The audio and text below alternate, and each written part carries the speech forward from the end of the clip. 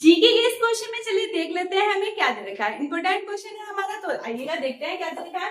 देखिए क्वेश्चन हमारा आया हुआ किस एग्जाम में, पहले सबसे पहले देखते हैं यूपी टेट में, सुपर टेट में और डीडी में आया हुआ हमारा क्वेश्चन है। हालांकि काफी एग्जामों में आया हुआ क्वेश्चन है क्योंकि ये इंपोर्टेंट है। इसमें दे रखा है निम्न में से कौन ऋग्वेद में वर्णित देवता है। तो ऋग्वेद की बात हुई है, आपको बताया थोड़ा सा इसके बारे में पहले जानते हैं। देखिए ये है ना गार्गी, फर्स्ट ऑप्शन क्या दे रखा है हमारा गार्गी। गार्गी कौन थी? गार्गी ना विदुषी महिला थी। कौन थी? विदुषी महिला। विदुषी महिला क्या होती है? जो महान होती है। आपको पता है ऋग्वेद के टाइम में एक जो गार्गी थी, मतलब इन्हें क्या होता है ब्रह्मवादिनी भी कहा जाता था।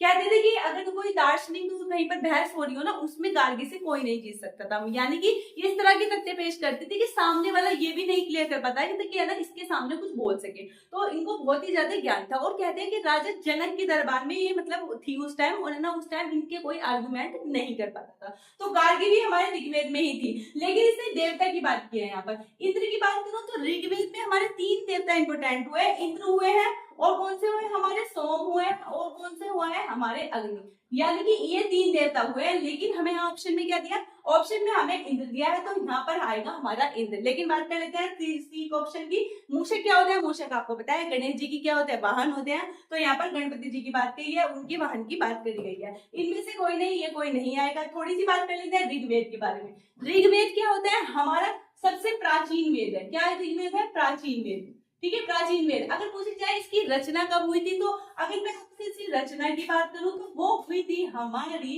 3500 वर्ष पहले। ठीक है, पहले हुई थी इसकी रचना। अगर आपसे आएगा तो ये आंसर आएगा। अगर मैं बात करूं ऋग्वेद में कितने मंडल है, तो 10 मंडल है। कितने मंडल है? 10 मंडल है।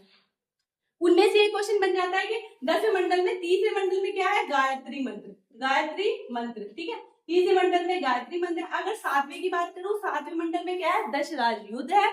और अगर 10वें मंडल की बात करूं तो वहां पर क्या है? पुरुष सूक्त है। अब यहाँ पर हमारा राइट आंसर क्या हो जाए? ऋग्वेद में वर्णित देवता पूछा था, तो वो हो जाएंगे हमारे इंद्र। Thank you.